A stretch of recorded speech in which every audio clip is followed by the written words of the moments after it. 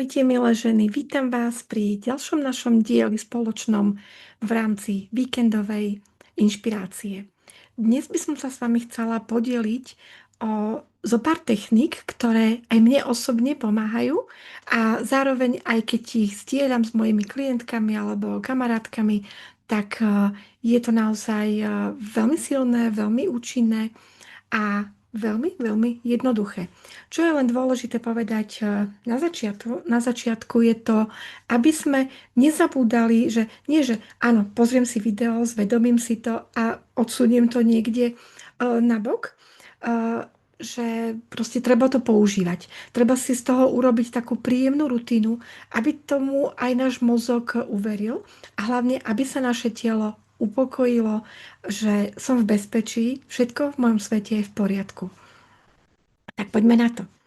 Prvý ten tip je, aby sa naše telo, náš nervový systém upokojil, uvoľnil do toho pocitu, že som v bezpečí, tak na to funguje taký jednoduchý hack, taký trik, že dvakrát sa nosom nadýchneme a potom na chvíľenku zadržíme a potom cez nos vydýchneme čo najdlhšie, ako sa nám len dá.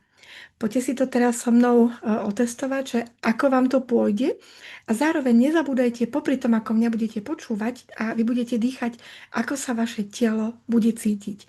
Teraz na začiatku je tiež rozdiel, či sa cítite teraz v tejto danej chvíli úplne v pohode, alebo či je tam mierny stres, či je ten kortizol dvihnutý, alebo je tam proste nejaká nervozita, nejaké nahnevanie, alebo nejaký tlak, že niečo proste musíte rýchlo dokončiť, alebo niekde už musíte byť. A proste niekde vzadu v tej hlave stále šrotujú nejaké tie myšlienky, čo by som ešte teraz mala urobiť. Takže toto si teraz len preskenujte svoje telo. Ako sa teraz, presne teraz v tejto chvíli, v tomto danom prítomnom okamihu cítite.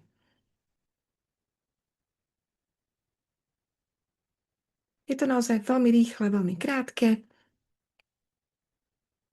Ak cítim niekde v tele tlak alebo nejaké napätie alebo bolesť v hlave, v ramenách, v chrbtici, zatiaľ s tým nejdeme nič robiť. Ide nám len o to zvedomenie, ako sa teraz cítim. A poďme teda na to, že dvakrát po sebe sa nadýchneme, zadržíme a vydýchneme nosom čo najdlhšie, ako to ide.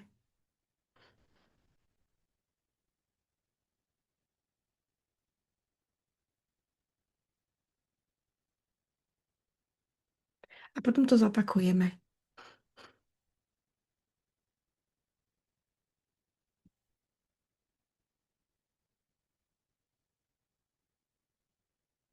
Toto odporúčam robiť 5 až 10 krát a môžete si kľudne zastaviť teraz toto video a docvičiť to sama so sebou, pretože robíme to každá pre seba, tak si tam vlastne dať takéto povolenie v rámci toho nášho tela, že ako sa práve teraz cítim a oproti tomu, ako môžem tomu môjmu fyzickému telu pomôcť.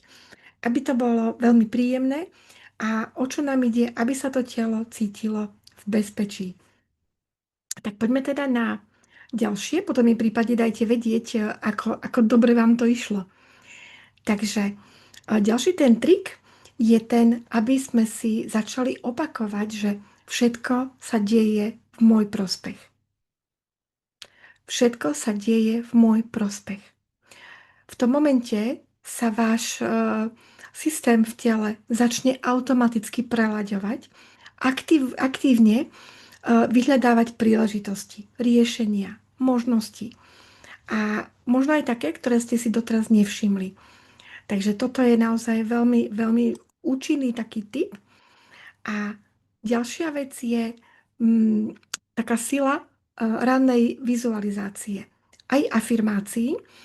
A ono napríklad stačí ráno, tesne po zobudení, kedy sme vlastne v takej tej fáze, že ešte nespím a už nespím. A je to také, že taký ten medzistupeň. A v tom momente, keď si vlastne my niečo budeme vizualizovať do toho najmenšieho detailu, ako by sa to už dialo v skutočnosti.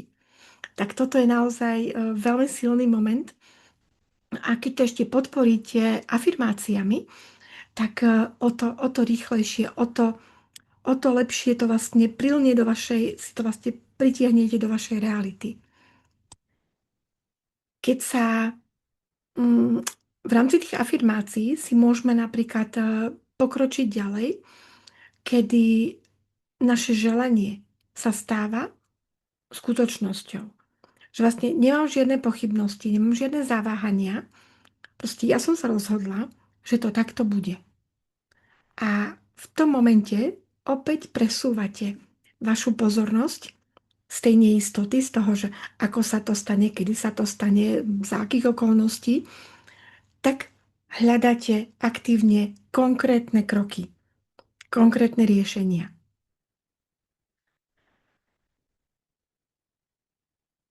Ďalšie, ďalším takým krokom je v rámci sebalásky, sebahodnoty, seba vnímania, seba samej.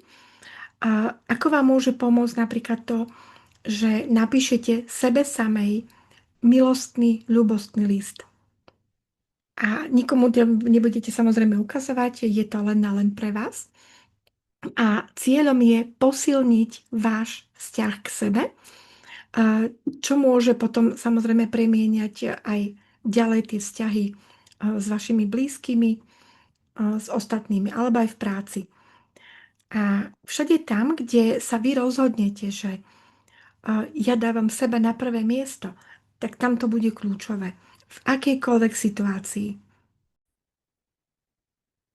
Pretože vždy, keď poviete tým ľuďom tam vonku, nie, ak to tak cítite, tak posilňujete aj tú sebahodnotu, pretože čím lepšie sa my cítime v sebe vnútri, tak tým ľahšie sa nám potom v tom živote aj žije, dýcha, tvorí. Tá naša kreativita ide do popredia. A čo je naozaj veľmi, veľmi dôležité, je to, aby keď máme nejaký zámer a máme nejaké kroky, už vieme, čo chceme urobiť, len to ostáva zatiaľ len v rovine mysli, tak ísť a dokončiť to. Urobiť ten akčný krok. Pretože bez toho, aby sme niečo v tej hmote urobili, jasne, na tej energetickej úrovni sa tam dá vyčistiť, pozametať, vyladiť, to je všetko fajn, ale bez toho, aby sme my niečo urobili v tej hmote, s tým fyzickým telom, aké máme, alebo aj za spolupráce niekoho ďalšieho, pretože sme bytosti, ktoré si vlastne jeden vie robiť to, druhý to, tretí to a vlastne dohromady my na seba samozrejme vplývame. Čiže keď urobím nejakú zmenu ja, dotkne sa to mojich blízkych, potom ďalej, ďalej, ďalších ľudí a ono je to veľmi pekne taký systém takých prelievacích nádob. A veľmi potom si to sledujte, že ako sa k vám správajú ostatní ľudia. Pretože v tom momente, keď vy im nepôjdete, ako sa to povie, na ruku, že tak ako doteraz boli zvyknutí, áno, urobím, áno, prídem, áno, zariadím, tak v tom momente vy im vlastne sa ako keby vyklznete z tej moci a keď cítite, že chcete povedať nie, tak uvidíte, ako sa začnú tí ľudia správať. A čo vlastne ešte veľmi, veľmi pomáha v rámci tej sebalásky, sebahodnoty v tom budovaní, je to napríklad, ak si vy budete mesiac spracovávať akákoľvek negatívna myšlienka vám príde, vedome sa zastavíte a si poviete v hlave, ako by som to vedela otočiť, ako by som to vedela, akou myšlienku by som to vedela nahradiť. A ono je to, náš mozog je vlastne ako taký sval, že my ho vieme posilňovať. Vieme ho nechať aj zlenivieť, ale vieme ho pekne aj posilniť. A ešte jeden tip mám na konci. Ako som aj spomínala na začiatku, sú to jednoduché tipy, jednoduché triky alebo heky. A je niekedy na tom náročné pustiť tú kontrolu. Uvoľniť to a nechať to, nech to v podstate, nech sa deje. Nech sa skrz nás, skrz mňa, nech sa deje. A ono je to naozaj na jednej strane ľahké, na druhej strane veľmi náročné, pretože naša myseľ do toho stále bude hádzať Veď to nemôžeš nechať, kto vie, kde ťa to zaveje, musíš mať veci pod kontrolou. Aj tak nemáme nikdy nič pod kontrolou, takže tak či tak je to len taký výmysel tej mysle alebo ega, že proste ja som tu šéfko, ja som tu pán. Ale ono to tak naozaj v skutočnosti nie je. Takže uvoľniť sa, nádych, výdych a púšťam to. Uvoľňujem to. Nech sa dejú veci tak, ako majú. A ja som schopná, pripravená reagovať adekvátne na tie situácie, ktoré v mojom živote nastanú.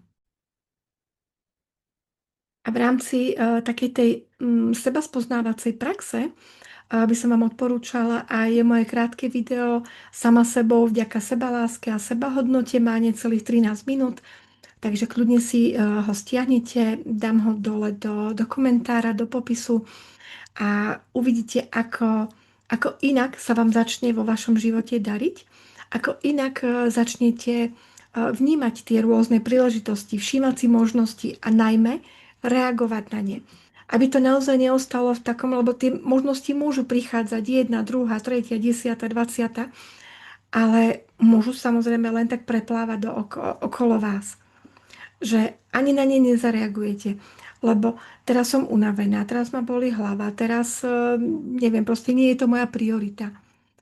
A naozaj spájať sa so svojou intuíciou a so svojím vyšším a so svojou dušou. Naozaj ten pocit, keď to nie je oddelené, lebo v skutočnosti nikdy nie sme v oddelení, ale keď je tam naozaj taký ten meč, také, že proste ako klapne to, cvakne, že v tom živote naozaj pocítite ohromný súlad, ohromnú harmóniu, také príjemné plynutie, že teraz je to na správnom mieste s tými správnymi ľuďmi a v rámci tých okolností, ktoré v mojom živote nastávajú alebo v vašom živote nastávajú, tak je to naozaj všetko na tom správnom mieste. Takže majte krásne dni a budem sa tešiť na naše prepojenie. Ahojte.